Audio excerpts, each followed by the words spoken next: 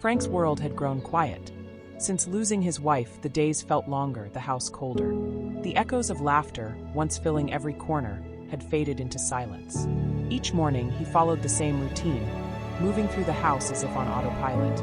He made a single cup of coffee, sat at the worn kitchen table, and stared at the empty kitchen. The kitchen where she used to sit and drink coffee with Frank. Most days, Frank found himself at the park. He went there because it was familiar, because it was where they used to walk together. He sat on the same bench, beneath the same oak tree, staring off into the distance.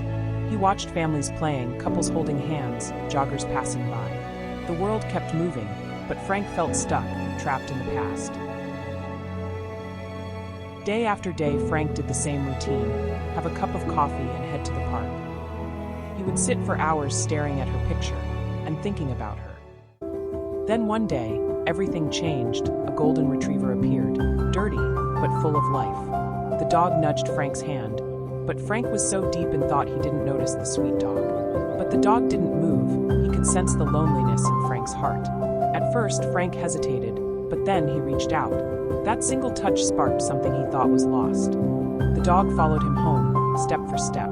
Frank sighed, then opened the door. And just like that, the silence was gone. Days passed. The dog stayed, bringing warmth to Frank's empty home. Quickly, they both became great friends.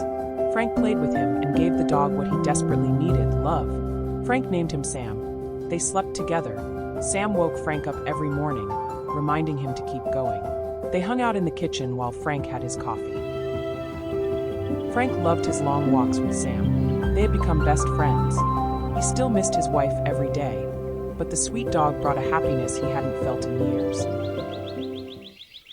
Frank didn't realize it, but he wasn't the only one visiting the park with a heavy heart. Just like him, Mary had been coming here for years, sitting quietly with her golden retriever, lost in memories of her late husband. Their paths had surely crossed before, but grief has a way of making the world feel smaller. If they had ever noticed each other, it was only in passing, a brief nod, a quiet wave, before each retreated back into their own thoughts, unaware of the connection waiting to be found. One afternoon at the park, as Frank played with his new companion, another golden retriever ran up to join them. The dogs circled, tails wagging, playing as if they had known each other forever. That's when Frank noticed her. Mary. They spoke, just small talk at first, a shared laugh over their playful dogs. Then, day by day, their conversations grew.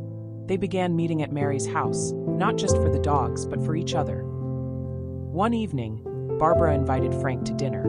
For the first time in years, he felt a different kind of warmth, one he had forgotten. They talked for hours, sharing memories, laughter, hope. Soon it was the movies. More dinners, more walks, more moments where life didn't feel so heavy. Frank never thought he would find love again. He never thought he would let himself try. But here he was, heart open, because of a dog who refused to let him be alone. As they shared a soft, tender kiss, the world didn't feel so heavy anymore. The past would always be a part of them, but now, so was this, a new love.